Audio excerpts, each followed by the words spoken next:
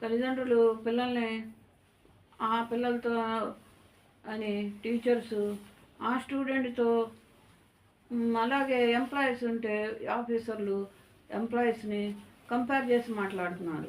వాళ్ళకన్నా మేము తక్కువ అనేది ఆలోచిస్తారు. కాబట్టి మనం పిల్లల్ని కంపేర్ చేయకూడదు. వాళ్ళకి మనసు బాధ వేస్తుంది, చిరాకు వేస్తుంది. దాని మీద ఇష్టం పోద్ది చేసే పని మీద. కాబట్టి మనం పిల్లల్ని అలా మాట్లాడొద్దు. ఆ పిల్లల ఆలోచన ఎప్పుడైనా సరే ఒక్క విధంగానే ఉంటుంది. మనం 2 విధాలుగా 3 విధాలుగా ఆలోచించవచ్చేమో, వాళ్ళ ఆలోచన సూటిగా వెళ్ళుద్ది. ఇప్పుడు ఆఫీసర్ ఉన్నాడు అనుకోండి, ఇప్పుడు అధికారం ఉంటుంది కాబట్టి చేతిలో ఆయన ఏం మాట్లాడినా చెల్లుబాటు అవుతుంది. ఆ చెల్లుబాటు అవటం ఏంటి? చెల్లుబాటు అవుతుందని ఆయన మాట్లాడితే సరిపోదు, కంపేర్ చేస్తాడు. అరే నువ్వు వాళ్ళకన్నా తక్కువ చేస్తున్నావను, నీకు టైం లిమిట్స్ లేవను, నీకు సిన్సియారిటీ లేదను ఇలా మాట్లాడతారు. తిడతాడంటే ఆయనకి కోపం అలా వస్తుంది.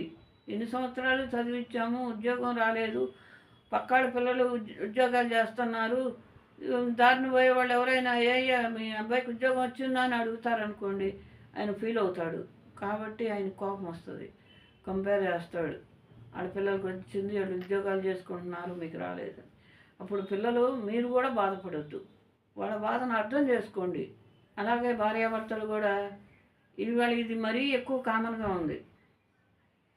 ఎలాగంటే భార్య వచ్చి భర్తను అంటుంది, ఆయనకు చూడు ఎప్పటికప్పుడు శాలరీ పెరుగుతుంది, నీకు లేదు అని పక్క వాళ్ళ గురించి. దానికి మాటలు రావు, తెలవు. కానీ మన కదలికల్ని బట్టి మనం మాట్లాడేది అర్థం చేసుకొని కోపం వస్తుంది.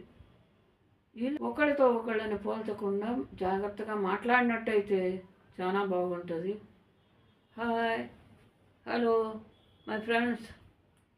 ఈరోజు మనం కంపేర్ చేస్తాం, పిల్లల్ని కానీ పెద్దల్ని కానీ. ఆ కంపేర్ చేయటాన్ని గురించి మాట్లాడుకుందాం. ఎందుకంటే ఇవాళ తల్లిదండ్రులు పిల్లల్ని ఆ పిల్లలతో అని టీచర్సు ఆ స్టూడెంట్తో అలాగే ఎంప్లాయీస్ ఉంటే ఆఫీసర్లు ఎంప్లాయీస్ని కంపేర్ చేసి మాట్లాడుతున్నారు. అలా కంపేర్ చేయొద్దు. ఎందుకంటే వాళ్ళలో ఉన్న నిపుణత అనేది కూడా పోతుంది. కొంతమంది పిల్లలు డైరెక్ట్గా చెబుతారు, మమ్మీ మమ్మల్ని వాళ్ళతో కంపేర్ చేయొద్దు అని. ఎందుకు చెబుతారు? వాళ్ళకి ఇష్టం ఉండదు, వాళ్ళకన్నా మేమేం తక్కువ అనేది ఆలోచిస్తారు. అదే కొంతమంది పిల్లలు వాళ్ళకన్నా మేము తక్కువ అనేది ఆలోచిస్తారు. కాబట్టి మనం పిల్లల్ని కంపేర్ చేయకూడదు. ఈ విషయమై మీకు చివరిదాకా చూడండి. చివరిదాకా చూస్తే నేను చెప్పింది మీకు అర్థమవుతుంది. అర్థమైనప్పుడు లైక్ చేయండి, సబ్స్క్రైబ్ చేయండి. ఓకే. కాబట్టి మనం ఇప్పుడు కంపారిజన్ గురించి మాట్లాడుకుందాం. చిన్న పిల్లలు ఉన్నారనుకోండి, చిన్న తప్పే చేయవచ్చు. తప్పనే చేయకుండా ఎవరూ ఉన్నాం, పెద్దవాళ్ళం కూడా ఉన్నాం తప్పు చేయకుండా. అలాంటప్పుడు వాళ్ళమ్మ కానీ నాన్న కానీ, రే ఇగో పక్కాడ పిల్లాడు చూడరా ఎలా ఉన్నాడో, ఎలా చేస్తున్నాడో అని అనొద్దు. అలా అనేసరికి వాళ్ళకి మనసు బాధ వేస్తుంది, చిరాకు వేస్తుంది. దాని మీద ఇష్టం పోద్ది చేసే పని మీద. కాబట్టి మనం పిల్లల్ని అలా మాట్లాడొద్దు. కంపేర్ చేసి వాళ్ళు ఎక్కువ నువ్వు తక్కువ అని కాదు, నువ్వు ఎక్కువ వాళ్ళు తక్కువ అని కూడా చెప్పకూడదు. ఎందుకంటే వీళ్ళకి గర్వం వచ్చుద్ది అలా చెప్పినా కానీ. కాబట్టి మనం పిల్లల్ని ఇంకొకళ్ళ పిల్లలతో కంపేర్ చేసి మాట్లాడొద్దు. అదే విషయంలో స్టూడెంట్స్ని టీచర్స్ అంటారు, రే నీకన్నా వాడు బాగా చదువుతున్నాడు రా, వాడే బెటర్ రా, నువ్వు అసలేం చదవవు అని. అప్పుడు పిల్లలకు ఒకటే, ఆ పిల్లల ఆలోచన ఎప్పుడైనా సరే ఒక్క విధంగానే ఉంటుంది. మనం 2 విధాలుగా 3 విధాలుగా ఆలోచించవచ్చేమో, వాళ్ళ ఆలోచన సూటిగా వెళ్ళుద్ది. వాళ్ళకి పక్క ఆలోచనలు ఉండవు. కాబట్టి టీచర్స్ కూడా పిల్లల్ని అలా కంపేర్ చేసి మాట్లాడద్దు, ఎంకరేజ్ చేయండి. వాడు తెచ్చుకున్నట్టు నువ్వు కూడా మార్కులు తెచ్చుకోరా అని ఎంకరేజ్ చేయండి. అంతేగాని కంపేర్ చేసి పిల్లలు మూడు చెడగొట్టద్దు. అలాగే వచ్చి ఆఫీసర్ ఉంటాడు, ఇవన్నీ క్యాజువల్గా జరిగాయి. నేను చెప్పే ఏమి కొత్త విషయాలు కాదు, మీకు తెలవని విషయాలు కాదు. దాని మీద మీకు ఆలోచన దృష్టి వెళ్ళదు. మీరు ఆలోచించను, దాని మీదకి మీకు అవసరం రాదు. కాబట్టి మీరు దాని గురించి ఆలోచించరు, అంతే తేడా. ఇప్పుడు ఆఫీసర్ ఉన్నాడు అనుకోండి, ఇప్పుడు అధికారం ఉంటుంది కాబట్టి చేతిలో ఆయన ఏం మాట్లాడినా చెల్లుబాటు అవుతుంది. ఆ చెల్లుబాటు అవటం ఏంటి? చెల్లుబాటు అవుతుందని ఆయన మాట్లాడితే సరిపోదు, కంపేర్ చేస్తాడు. అరే నువ్వు వాళ్ళకన్నా తక్కువ చేస్తున్నావను, నీకు టైం లిమిట్స్ లేవను, నీకు సిన్సియారిటీ లేదను ఇలా మాట్లాడతారు. అలా మాట్లాడొద్దండి. మాట్లాడితే వాళ్ళు ఫీల్ అవుతారు,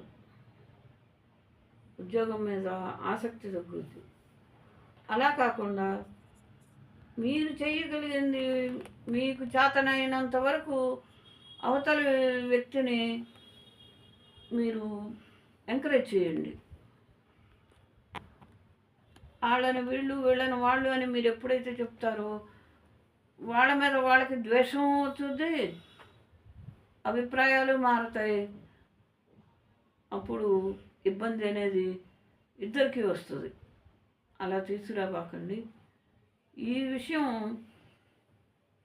ఇప్పుడు మామూలుగా ఫ్యామిలీల్లోకి వచ్చేసరికి, ఇప్పుడు తండ్రి పక్కవాడు అబ్బాయి చూడరా, వాడికి అప్పుడే ఉద్యోగం వచ్చేసింది, నువ్వు ఉద్యోగం సద్యోగం లేకుండా ఇంట్లో ఉంటున్నావు, చూడరా నేర్చుకో, నువ్వు కూడా ఉద్యోగం చూసుకోరా అని తిడతాడంటే ఆయనకి కోపం అలా వస్తుంది. ఎన్ని సంవత్సరాలు చదివించాము, ఉద్యోగం రాలేదు, పక్కాళ్ళ పిల్లలు ఉద్యోగాలు చేస్తున్నారు, దారిని పోయే వాళ్ళు ఎవరైనా మీ అబ్బాయికి ఉద్యోగం వచ్చిందా అని అడుగుతారనుకోండి, ఆయన ఫీల్ అవుతాడు. కాబట్టి ఆయన కోపం వస్తుంది, కంపేర్ చేస్తాడు. ఆడపిల్లలకు వచ్చింది, వాళ్ళు ఉద్యోగాలు చేసుకుంటున్నారు, మీకు రాలేదు. అప్పుడు పిల్లలు మీరు కూడా బాధపడద్దు, వాళ్ళ బాధను అర్థం చేసుకోండి. తల్లిదండ్రులు కూడా అలా పిల్లల్ని అవతల వాళ్ళతో కంపేర్ చేసి మాట్లాడద్దు, వాళ్ళు చాలా ఫీల్ అయిపోతారు. ఇది మనం పిల్లలకి నచ్చజెప్పి చేయటంలో గొప్పతనం ఉంటుంది. ఏం చెప్పాలి, నువ్వు కూడా మంచి ఉద్యోగం చూసుకోరా, అందరూ ఇలా అంటున్నారు, మనకేం తక్కువ, నువ్వు బాగా చదివావు, అన్ని మార్కులు వచ్చినాయి, నువ్వు కూడా కొంచెం కష్టపడి నీ తెలివితేటలతో ఉద్యోగం తెచ్చుకో అని పిల్లలకి నేర్పించండి. అలాగే భార్యాభర్తలు కూడా, ఇవాళ ఇది మరీ ఎక్కువ కామన్గా ఉంది. ఎలాగంటే భార్య వచ్చి భర్తను అంటుంది, ఆయనకు చూడు ఎప్పటికప్పుడు శాలరీ పెరుగుతుంది, నీకు లేదు అని పక్క వాళ్ళ గురించి మాట్లాడుద్ది. బిజినెస్ అయినా అంతే, వాళ్ళకేమో అంత బిజినెస్ జరుగుతుంది, మనకెందుకు జరగట్లేదు, నువ్వు ఆయన పాటు చేయలేకపోతున్నావా అని అనద్దు. ఎవరికి తగ్గ స్తోమత, స్థాయి, శక్తి వాళ్ళకు ఉంటాయి, ఇంకొకళ్ళు కంపేర్ చేయదు. అలాగే భర్త కూడా భార్యను వచ్చి పక్కా చూడు పిల్లల్ని ఎలా పెంచుతుందో, ఎలా చదివిస్తుందో అని మాట్లాడకూడదు. ఎందుకంటే ఆమెకున్న తెలివితేటలు ఇవి ఉండకపోవచ్చు, ఆమెకున్న ఆరోగ్యం ఇవి ఉండకపోవచ్చు. ఇవన్నీ భర్త తెలుసుకోవాలి, ఎందుకు చేయలేకపోతుంది, తనకి ఓపిక ఉండట్లేదా, లేదా పిల్లలు తల్లి మాట వింటలేదా అనేది ఆలోచించుకొని పక్క వాళ్ళతో కంపేర్ చేయబాకండి. ఇలా మనం చెప్పుకుంటా పోతే చాలా విషయాలు ఉంటాయి. కాబట్టి మీరు ప్రతి విషయాన్ని అర్థం చేసుకోండి. ఇంకొకరితో పోల్చొద్దు ఎవ్వరూ కూడా. ఆఖరికి మా ఇంట్లో మా విక్రమ్ ఉంది, ఎవరి కుక్కనన్నా మేము అది బాగుంది, అది చక్కగా ఉందంటే అది కూడా ఓర్చుకోలేదు. దానికి మాటలు రావు, తెలవు. కానీ మన కదలికల్ని బట్టి మనం మాట్లాడేది అర్థం చేసుకొని కోపం వచ్చుద్ది. ఇలా ఎవ్వరికైనా పోల్చితే కోపం వస్తుంది. ఇప్పుడు నేనే ఉన్నాను, మా పిల్లలు ఉన్నారనుకోండి, నన్ను వాళ్ళమ్మ చూడు ఎంత నీట్గా ఉంటుందో, ఎంత చక్కటి చీరలు కట్టుకుంటుందో అంటారు. నాకు అనిపిస్తుంది బాధగా. వాళ్ళమ్మ వయసు వేరు, నా వయసు వేరు, నేను పెరిగిన పద్ధతి వేరు, వాళ్ళమ్మ పెరిగిన పద్ధతి వేరు అని నేను ఆలోచిస్తాను. అవి మనం తెలుసుకొని అవతల వాళ్ళని ఒకరితో ఒకళ్ళని పోల్చకుండా జాగ్రత్తగా మాట్లాడినట్టయితే చాలా బాగుంటుంది. ఇలాగే మనం మన పద్ధతులను మార్చుకుందాం. మన పిల్లల్ని జాగ్రత్తగా బాధపడకుండా, ఇంకొకరితో పోల్చకుండా, వాళ్ళు కూడా మీ గురించి మంచిగా ఆలోచించుకునేలాగా మనం ప్రవర్తిద్దాం. ఓకే, మీకు నచ్చినట్టయితే లైక్ చేయండి, సబ్స్క్రైబ్ చేయండి. ఓకే.